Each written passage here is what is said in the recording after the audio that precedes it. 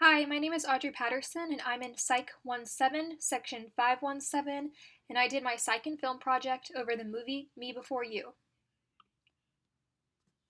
Me Before You is a 2016 romantic drama film, and the stars are Sam Claflin and Emilia Clarke, who play William, aka Will Traynor, and Louisa, aka Lou Clarke.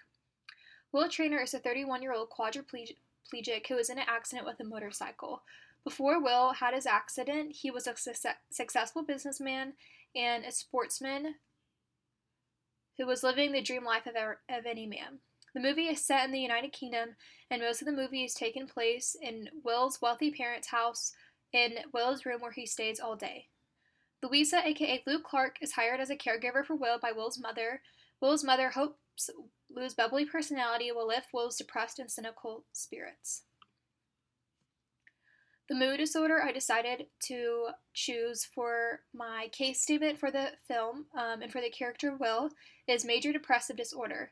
The definition of major depressive disorder is depression is a common and serious mood disorder. People who suffer from this can experience persistent feelings of sadness, hopelessness, lose interest in activities they once enjoyed. Into extreme measures, they can even lose their appetite or create a specific plan or attempt for committing suicide. The DSM-V category is depressive disorder. Depression in different cultures. So the World Health Organization's study on depressive disorders in different cultures began in 1972, and not every culture recognizes the disorder as depression.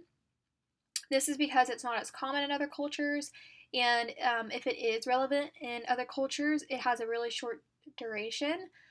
There is an extreme scarcity of mental health resources in developing countries, and it's harder for other countries to receive proper treatment due to the lack of healthcare facilities and resources, for example, in some Asian countries, Africa, and even some European countries.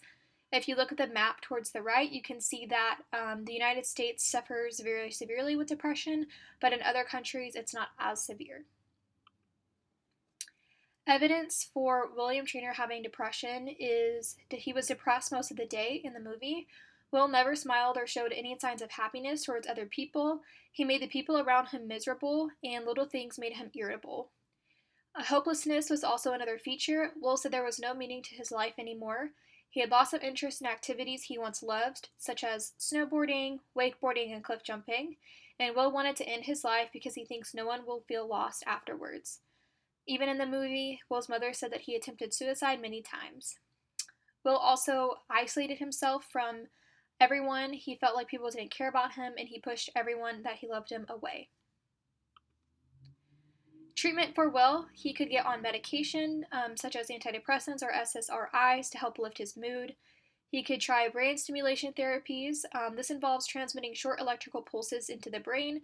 These include RTMS, VNS, or DPS. Treatment was actually attempted in the movie when Will's mother tried to cheer him up by hiring his caregiver Lou, and Lou was actually able to get Will out of his room. They even traveled, but it didn't change his mind about wanting to commit medical suicide. Broader perspectives.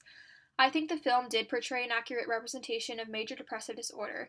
This is because the character Will Traynor shows symptoms of depression, and in the end of the movie dies to assisted suicide, and I think the film did a really great job of showing how those features play out in real life. However, the portrayal of the disorder in this film might influence our own understanding of the disorder. Some people might think everyone who has depression can't ever get better and will end up committing suicide in some form, which is not the case for all people who deal with depression. However, the film does portray that people can have a positive influence on our mood. Thanks so much for listening.